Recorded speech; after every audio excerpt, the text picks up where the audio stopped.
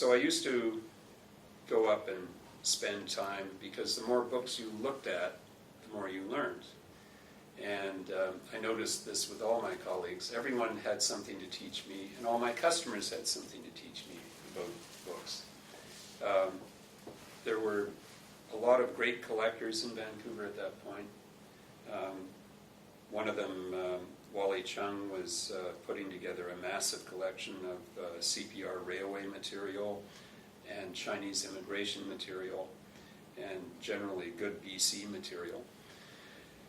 There were a lot of other collectors who were very good.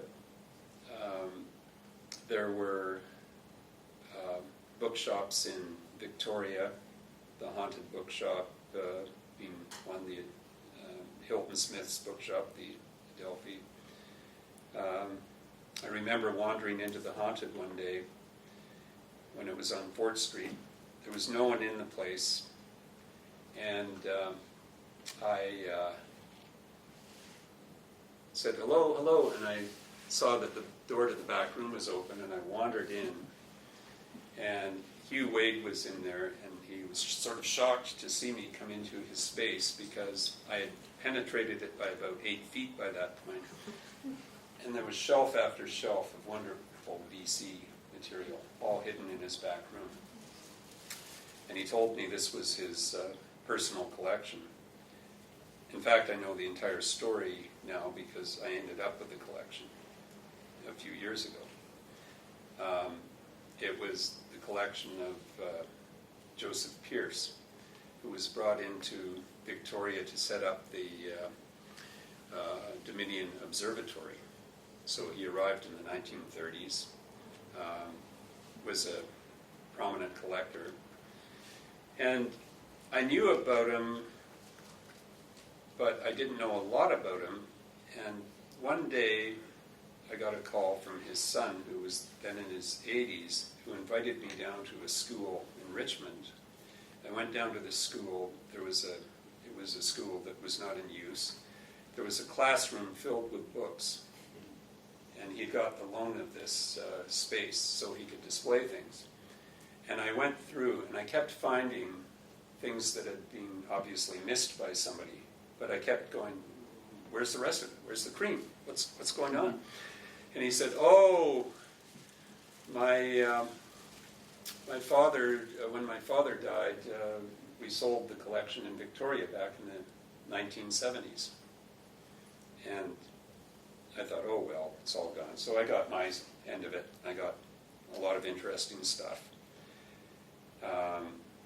Well, years later, I got called in by the Wade family because there was this famous collection of Hugh Wade's, which very few people had seen. And I had sort of kept in touch with the family through a mutual friend. And when I arrived, I began to see fabulous things. Like one of the first things I saw was a discharge certificate from the Royal Engineers signed by Moody. The Royal Engineers were brought here in the 1860s and did survey work. They surveyed all the roads up to the Caribou. They helped build the roads. They worked out of New Westminster. And they did a marvelous job of getting BC going. When it came time for them to be recalled to Britain, many of them did not want to go, so they took their discharge here. And this particular man ended up as a blacksmith in Victoria. But I'd never seen a discharge certificate, and hardly anyone I've spoken to ever has. But there were all kinds of other things, rare maps and books, and the big treasure was a lot of the pamphlets and government documents owned by Joseph Trutch.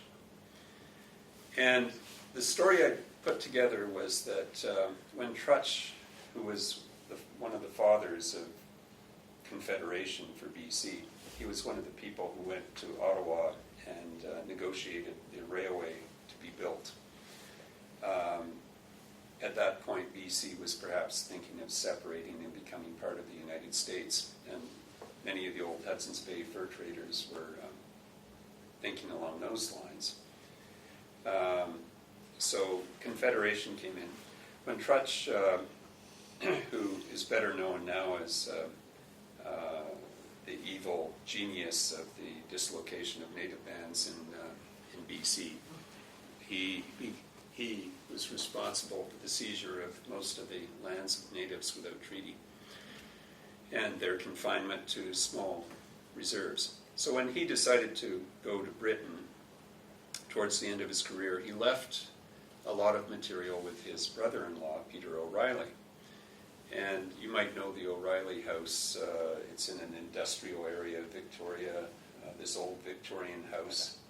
Point Ellis House. Anyone ever been there? Yeah, something. Yeah. That house was filled with treasure, unbelievable treasure, because the O'Reillys kept everything. And over the years, I would run across little caches of O'Reilly material, an enormous overland map done during the gold rushes, showing all the routes to the west coast, and then O'Reilly had marked all the routes up into the Caribou. All kinds of documents and things came out of that house. Pierce persuaded the O'Reillys to sell him material, and he eventually was able to buy, over a period of many years, a lot of Trutch's stuff and some of O'Reilly's material. And it was all sitting in this cache that Hugh Wade had kept intact. He had sold off part of the collection in his shop in order to save the rest, and had kept it till the end of his days. So I was able to reunite parts of Joseph Pierce's library back together.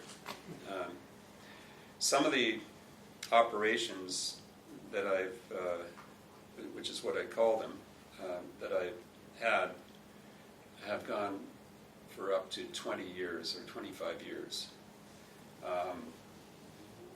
One notable one was with the Tupper family. They provided a prime minister in Canada, and was also a father of Confederation in Nova Scotia. And it would be about 4 months ago that finally concluded, where I was called into the last big cache of Tupper material.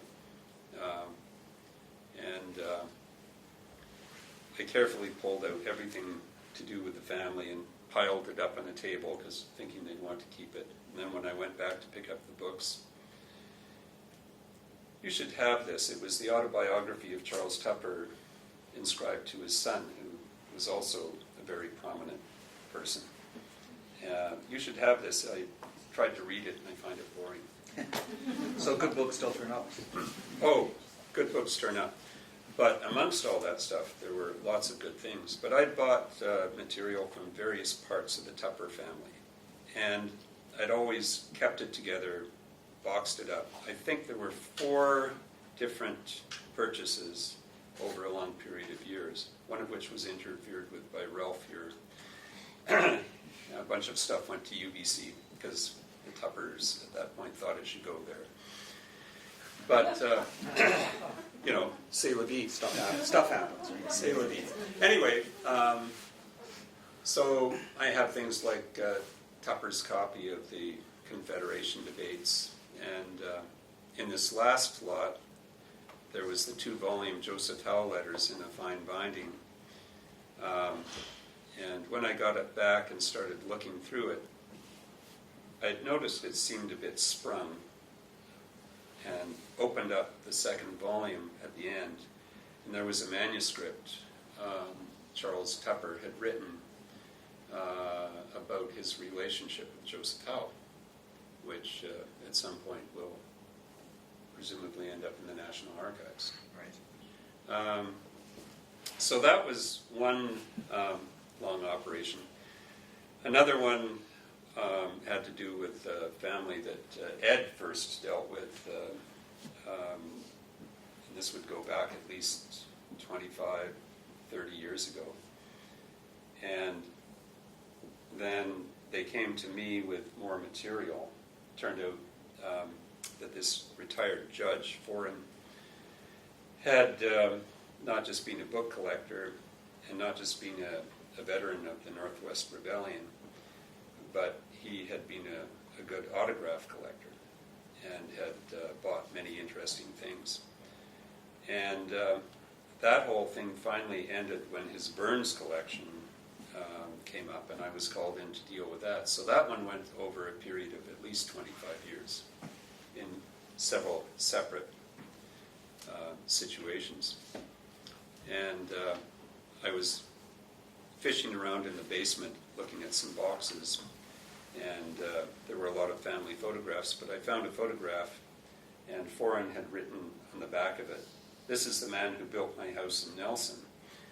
And it was a photograph of an officer from the Northwest Rebellion, and I have his Northwest Rebellion medal, which I'd bought many years ago, so those things came back together. Something, I think just, conscious of the time, we want to throw it over and give everybody a chance to ask questions. Could you just briefly describe, how the book scene in Vancouver now is different than when you started out? And maybe another way of phrasing that was, you as a young aspiring bookseller came to Steve McIntyre and was advised not to do it.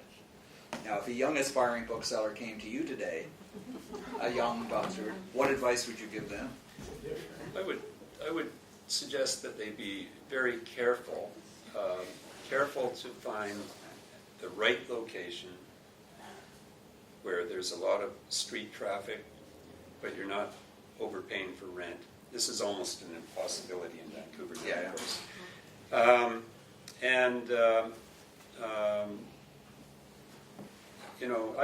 I'm reasonably free with my advice when it's asked for. It's not always asked for. I think people often learn, especially people who've worked with me, often learn lessons from the other point of view. They learn what not to do. and that's as good as learning what to do. We learn from others' mistakes and we learn from our own. I think that we still have a very viable and vibrant used and antiquarian world here in Vancouver. We've got shops like Pulp Fiction, which is in what they're trying to do is doing very well. They're mixing new and used, as is Paper Hound, run by two former employees of mine. Renee Roden, who is here, ran for many years a bookshop on 4th Avenue that did very well and had a good literary connection. Albion Books and Criterion Books continue to carry on, as do Tim has his bookshop on Main Street, although he tells me he's mostly selling records now. And other shops are still quite viable. A number of colleagues are working out of their homes or out of offices, and they have the freedom of movement, but it's not a course I personally would choose, because I think a major part of bookselling is the social aspect, the interaction with people, the learning from people. And a lot of people who retreat into their homes and put books up online end up being very isolated. And they find it's not as satisfying. I don't know if it's fair or not to say this, but there was always the perception that you and your store were fairly slow to embrace the internet. You didn't walk into MacLeod's and see the terminal on the front desk and somebody checking pricing, and there wasn't a sense until later on that you had a lot of stuff up on Advanced Book Exchange or anything like that. So I'm just curious about how you feel the influence of the internet and when you made the move and how you did that. Well, when I entered the book trade, I saw myself as entering a profession that for 500 years had continued its activities more or less the same with certain changes. But along certain principles. There was a great principle of trust, which continues to this day amongst some of us anyway, where you could take material and take it on a 30-day invoice or a 60-day invoice and pay for it later. The internet, we began to find with our experiments, began to be more and more crooked. Like I had people ordering a fine copy of a book, and then a while later a parcel would arrive. They were returning my copy, which was not in fact my copy, but their copy, which was a battered, nasty copy, and trying to claim a refund. There were all kinds of tricks, and I began to be worried because I checked with Visa and MasterCard and discovered that if you don't have an actual signature in those days, an actual signature on a slip, it was meaningless, basically. There was a lot of fraud going on. The reason you didn't see a computer in the place was because there were a lot of break-ins in our neighborhood, and computers were what people were going for, so we put our computer where it was locked up. Hidden away, yeah. I'd been in shops in San Francisco that were new to embrace this whole thing, and they were looking everything up and putting it up online, and there was something missing, I found, in the experience of being in that bookshop. The computer seemed more important than the books or the people. Having said that, we all adjust to the multi-platform world, and so we do use it for cataloging and reaching out to clients. Does MacLeod have a website? Does MacLeod have a website is the question? No, it doesn't, very deliberately so, because there are enough pages on us from other people. I've always taken the view that if someone arrives in a city and they're interested in books, they will find the bookshops. If they don't have the way of, or they're not interested enough to find them, then they're not good customers. I know this sounds a bit hard line, but there has to be a bit of an effort on the part of customers to locate you. And of course a website can present your version of events, but no, I've deliberately avoided that. Could we talk a bit about just the psychology of the sale, right? What prompts the sale? We're talking about, sort of a more expensive item and so on, and what you've observed in terms of how people reach the decision to pass over their credit card or write the check or whatever. Well, what we're finding now is that the single greatest factor is time. This is why auctions are now so successful, that if someone is traveling to, say you go to New York, you walk into a bookshop, and you know you're in New York for 2 or 3 days, and if you don't buy this book right now, your chance might be gone. If you're sitting at home in Vancouver, and you know that there's a book down at a bookshop in Vancouver, but that you could also order it online eventually, you're in no great hurry. And so it tends to slow down some people. So I think what helped build my success as a bookseller was in always having fresh stock of interest that people thought when they saw it they would never see it again if they didn't buy it. Now, when the internet came in, people could look everything up and realize, oh, there's a copy in Vancouver, but there's one in Edmonton, there's one in Montreal, there's one in New York. And I don't have to proceed with the sale now, I can do it later. So it changed everything. Once everyone's initial want lists were satisfied, it became quite different. So I think the factors now that really factor in, of course, are price, condition, and whether you feel you are welcomed and compatible with the particular bookshop that you're in. I think those are all factors. Could you talk a bit about what you've witnessed in your career as sort of the ebbs and flows in demand for particular authors, particular subject areas? How it shifts over time, and is it heading in a particular direction now, do you sense? I'm not sure it's heading in any one direction. It's heading in a fractured group of directions. But there are certain tendencies. A lot of people were very taken with certain authors over a period of generations. And sometimes authors like Kipling would go out of fashion, and the world of Kipling collectibles kind of would collapse. And it's come back to some degree, but only to some degree. But now what I'm noticing is that there's a lot of lip service paid towards people like Dickens, but people are not actively collecting Dickens in the way they once did. There was once in Victoria an entire bookshop from a retired collector with nothing but Dickens in it, believe it or not. He actually lasted for 2 years.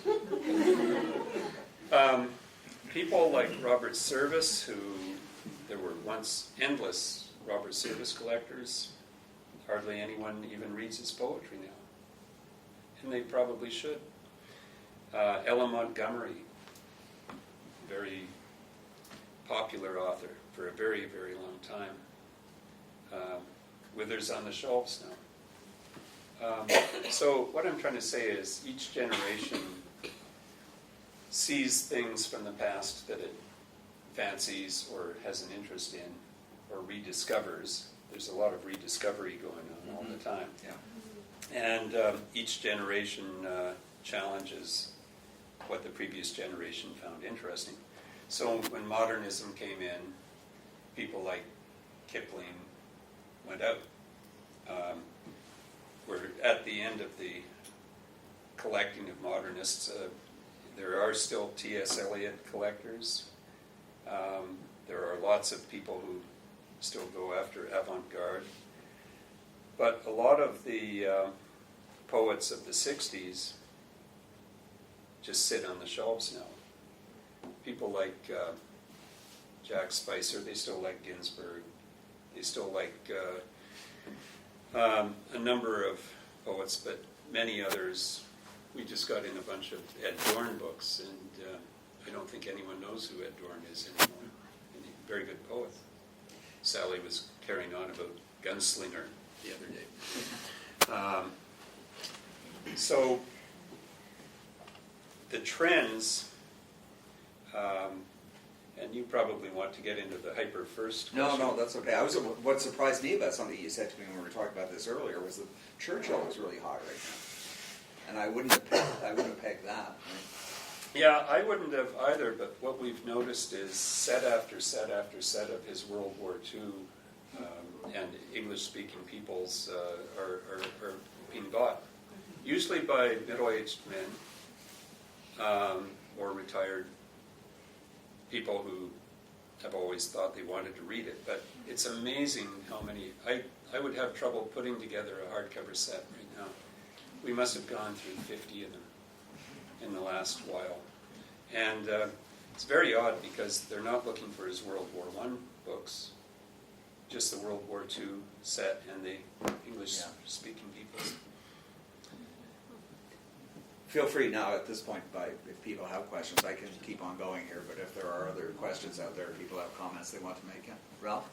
So Don, one day a famous terrible event occurred to you, and your bookstore on Hastings Street was torched.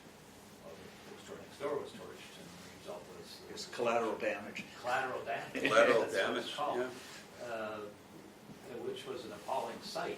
And I'd like to ask you, I don't know if I ever have, how did you recover from that? Because that must have been quite devastating. I was in Yeah, shock. there are probably some people in the room that don't know the story, so maybe you could just give them a précis of what the I background have some was. books from before the fire.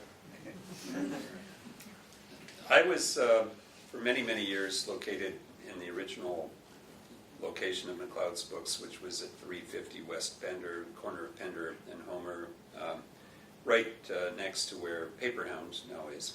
And we had kind of run out of space in the show. The floor was, we'd rebuilt part of the floor, but the floor was sagging in many places. And this space that used to be a Murray Goldman store was up for grabs. It was across from Woodward's, which was still going in those days. And it was a very large space, very big. It was several thousand square feet. And I could see how it could be divided up and everything else. So moved in there for, I think we were there about a year and a half. And I'd been assured by the landlords that the lease on the Communist Party of Canada Marxist-Leninist bookshop next door was not going to be renewed, but they threatened to take it to court, and there was all kinds of stuff. So they stayed on.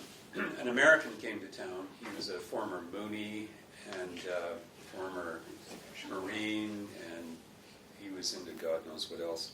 And he got into arguments with them, apparently thinking they were Moscow communists. And this was during the time of Reagan, when there was a heating up of the Cold War. Mm-hmm. So he somehow believed they were Russian-style communists and tried to burn them out. And the first night, the fire was caught and stopped, and the second night it wasn't. I was out of town. I was up in Harrison Hot Springs. I went into complete shock. I was totally shocked.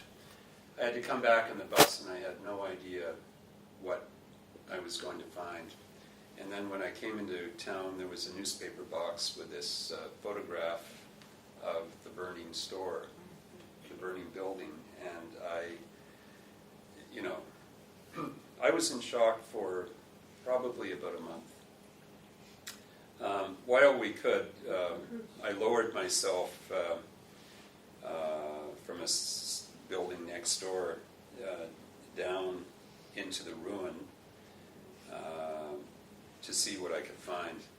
And the only actual extant thing which the Duke of Boers really loved was I had a Peter Berrigan letter, which was completely untouched. Everything else... He was holy. Yeah, he was holy. Everything else was damaged. I mean, we rescued some books, but not very many. Yeah. But to get the to Ralph's community, question, how you recovered. well, the community, and what he's making reference to is the book community, locally and across the country, sort of really came to the rescue. And I found the space we're presently in. Colleagues agreed to give me long invoices, knowing I was going to get insurance money. Long invoice means 90, 120 days, whatever. Or in most cases, when the insurance money came through. I was very lucky. I was horribly underinsured, and I think I had $100,000 in insurance, and but horribly underinsured. But because it was a total loss situation, they had to pay out. But there were benefits held. I remember a number of them, a number of authors read. There were donations of books. And one of the best things that happened was a dealer, Richard Spafford in Regina, had an inquiry from an old-time collector by the name of Nate Arkin in Winnipeg, and he referred me to go and deal with it. And I bought the equivalent. I had to buy and pack the equivalent of a room like this that was full of good books and ship them back to Vancouver. So I put together a stock, but it was, I've kind of blotted out when the fire actually was, but I think I was back in business about 4 or 5 months later. But without the support of book people, it would not have happened. We had a program a couple of years ago or a year and a half ago, we talked with David Mason from Toronto. And he went on record as saying his biggest mistake as a longtime bookseller was not buying a building. Right? That was, when he looked back, he said that was the one strategic error I made that would have saved me a lot of grief and a lot of trouble. So I guess we ask you the question about what... He's absolutely right.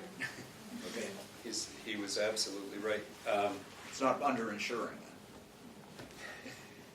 Could be. Yeah. No, it would be very difficult now. And Bill Reese, Reese and Company, had a forum on the antiquarian book trade a couple of years ago, made the point that the last people left standing would be those who owned their own real estate. And in case after case, this is proven to be correct. The problem with renting or leasing is that your expenses go up. I'm not paying $125 a month now, I'm paying $16,000 a month. That's what I pay in rent. And that's quite a change. You could say that would make a hell of a mortgage payment. Yeah, right. Yeah. But real estate in Vancouver has just gone beyond the beyond. So, Yeah, so your advice to a young bookseller would be move and buy a building. well, yeah, I mean, I think it's still possible in other cities. I don't think it's possible in Vancouver any longer. Right now, anyway. Yeah. Were there any, just make sure I'm not ignoring anybody here in terms of any other questions. You've sort of alluded to this earlier, but when you look back and 2 or 3 of the best items that have passed through your hands in your career, when you look back and you sort of say that was a real high point, right? And it's not necessarily financial, but just in terms of the best books. One of the most interesting items, I didn't really know what it was when I bought it. It's an Ella Montgomery item, and before she did Anne of Green Gables, years before she did Anne of Green Gables, she actually published a book of poetry, and no one could figure it out. There were 2 copies known, it turned out. Each one was defective. None of them had a printed cover, but the one I had a presentation from her with a date. And the text was complete. I did a comparison between it and The Watchman and Other Poems. I went through each line of each poem and was able to show that she had submitted a lot of poetry to American publications. And these were the poems that they had chosen to publish. And one Christmas, I gather what she did, there's no mention of this in her journals. None. What she did was she had a handful of copies of these poems printed up, and then she gave them to friends.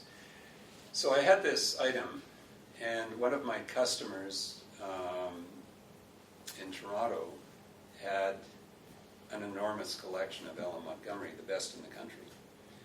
And we both thought that this book should end up at the National Library. Remember, it's published 6 years before her first book that makes her reputation. So what he did, they didn't want to buy it. They thought it was too much money. What did we offer it to them for? $30,000.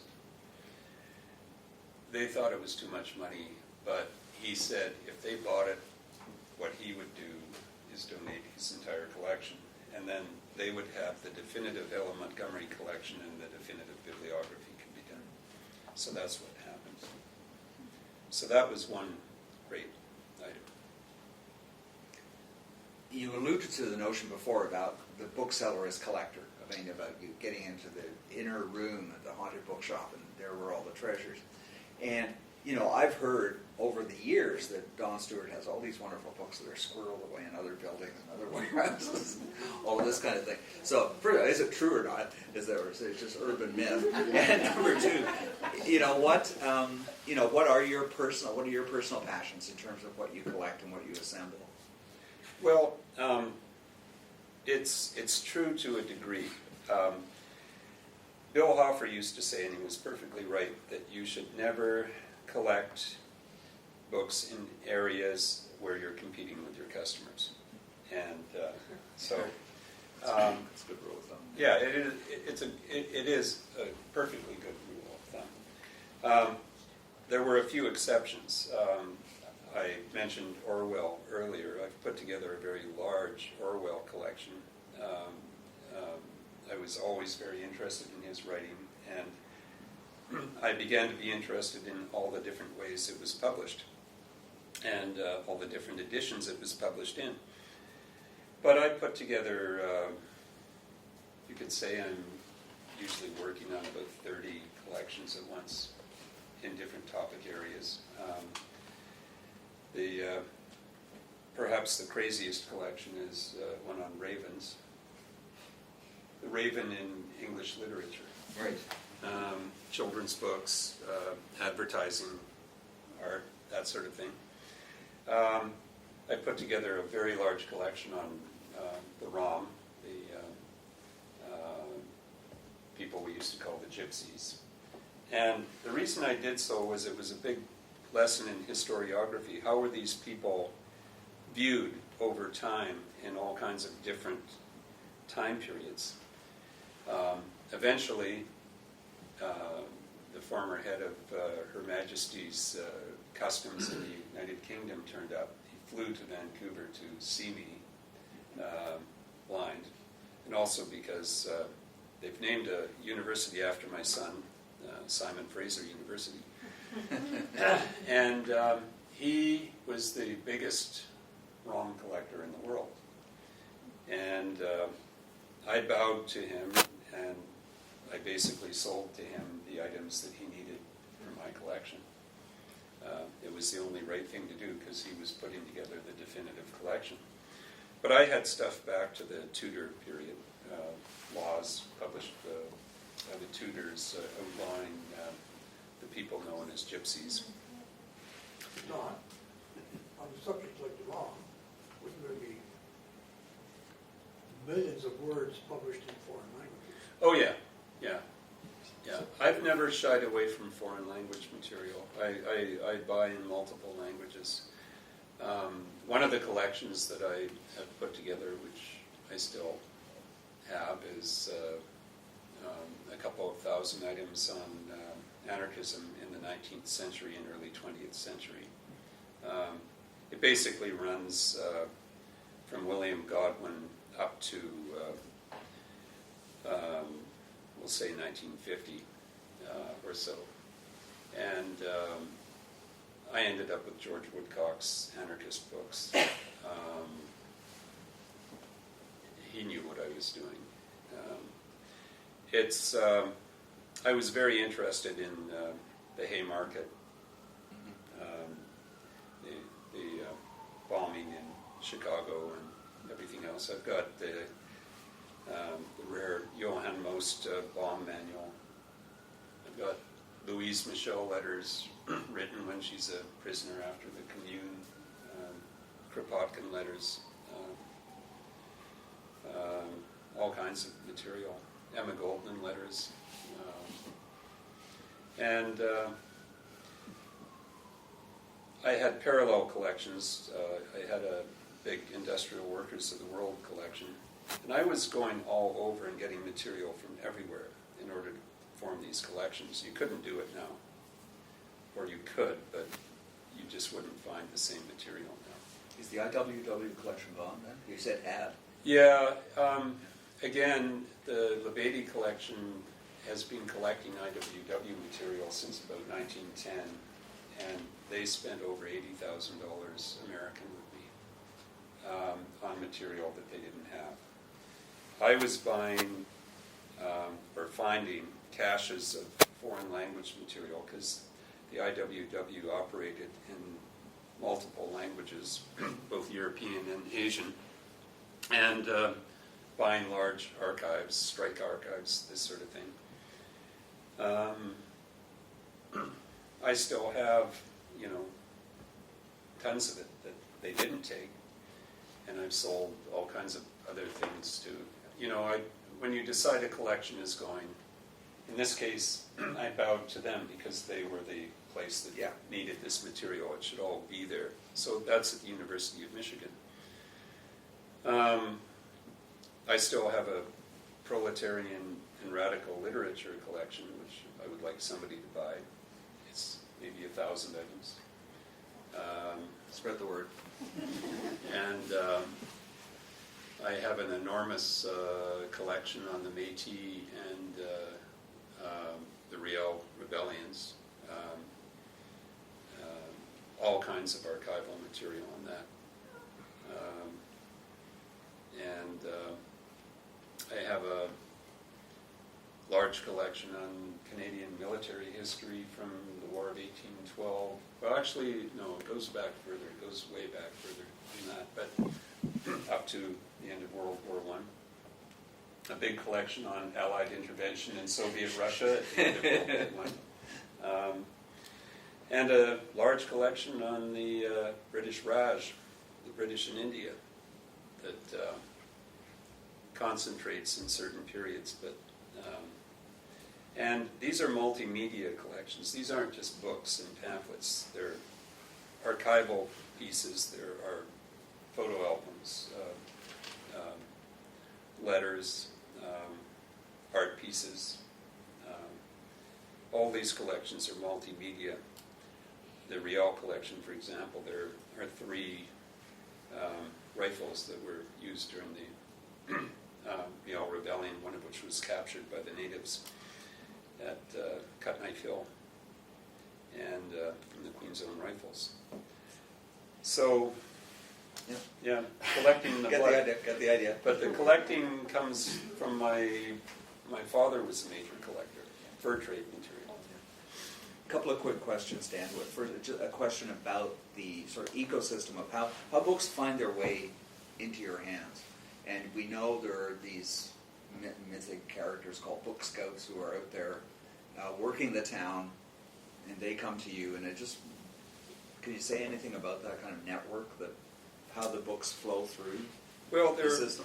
There are a lot of people, from retired booksellers to people who have just made their living as pickers for a long time, who inhabit this world. And it can be a tough world because they're going from sale to sale.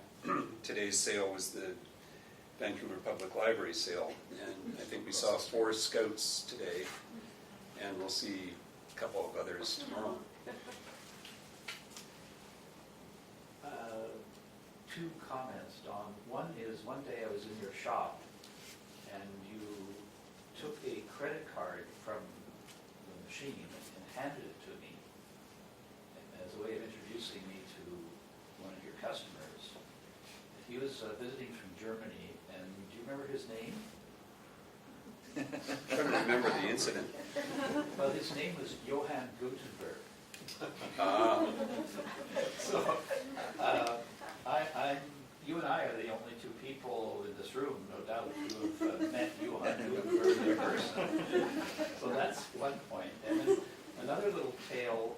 One day I was in a house in Shaughnessy, and you were there also, and you took me up to the attic, and you opened a cupboard, and in the cupboard was a beautiful mahogany box, which you also opened, and there was a dummy with a military uniform mounted on it with beautifully polished boots, officer's uniform, all the paraphernalia.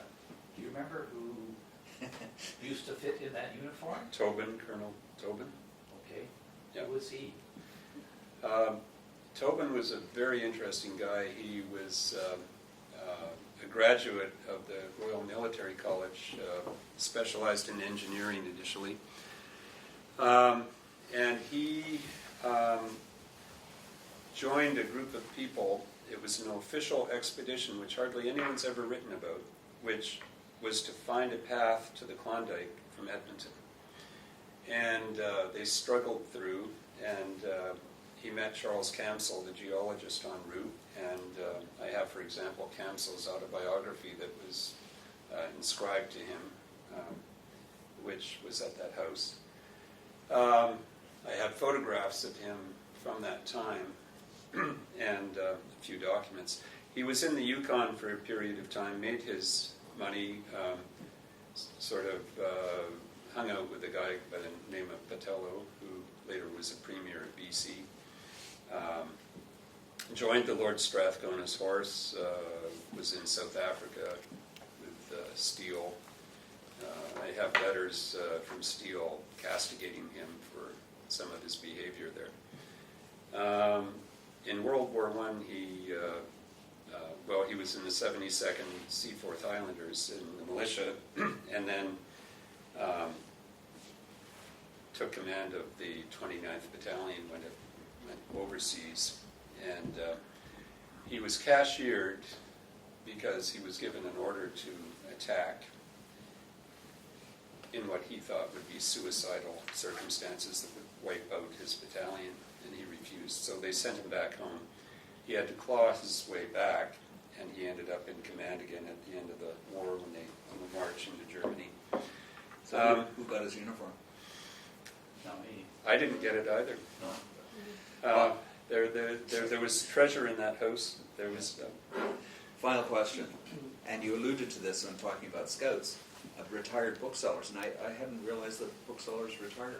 Do they? This is the first generation ever to contemplate retirement. And that's because it has become so hard. So people used to often join the book trade after they retired from a profession, Right. and go in it till they died.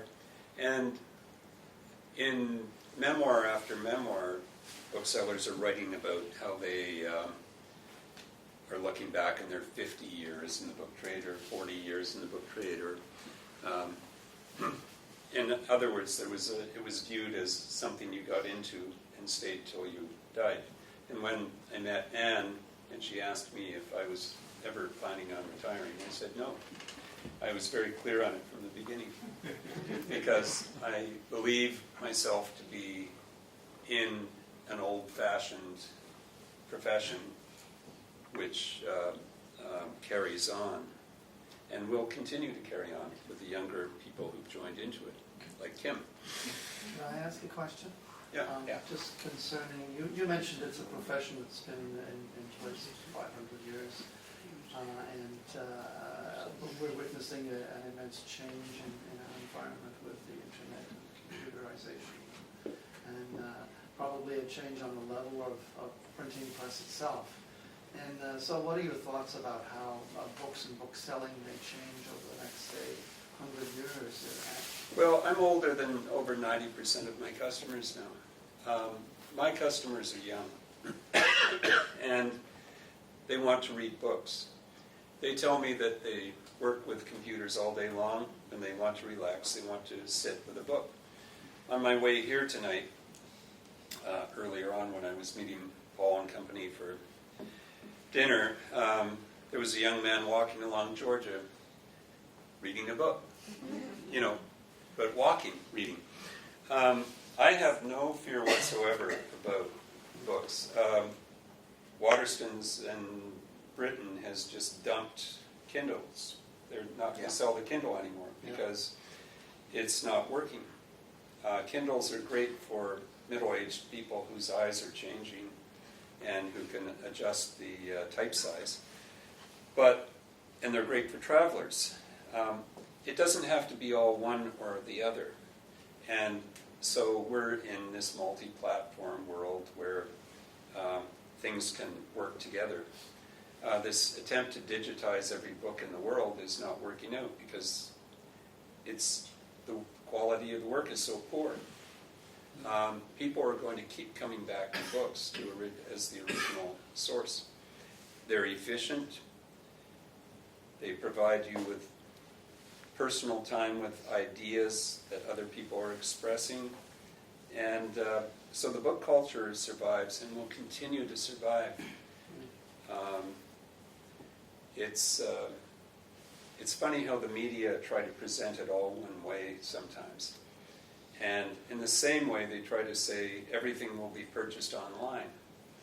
And to a degree, that might be happening, but I've talked with colleagues who have more books online than anybody else, Russell Books, and they're still not making their sales that way. What happens is people see the book, and then they want to come down and handle it and see it. The bookshop up in Penticton thought they had a very successful internet operation going. Then one day they analyzed it closely and realized they were actually losing money on it because they were having to pay 2 people quite well to keep it going. And all the money that was coming in was going into their wages or the cost of the goods being sold. They were not actually making any money at all. They closed it down.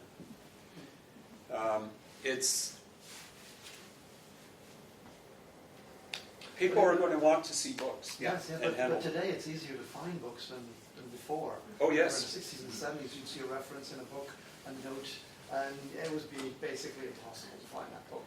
Whereas now you can actually find it and have access to it, particularly if it's an older book. Yeah, there are books everywhere now. I mean, you can't walk a few yards on this.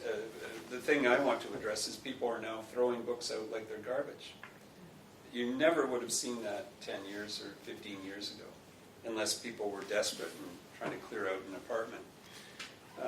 Now people, matter-of-factly, just toss them as though they're nothing. Yeah. So books have been devalued in the public imagination, but for part of the population, they continue to hold their own. That, I think we're going to have to call it quits. We have to clear the room, I think, by 9 o'clock, hopefully. So, We have to put it together, put it the way. yeah, I know. Okay, so we are going to wrap it up here. Don will be happy to talk with people outside afterwards. Yeah, but thank you all again for coming, and thank you so much, Don.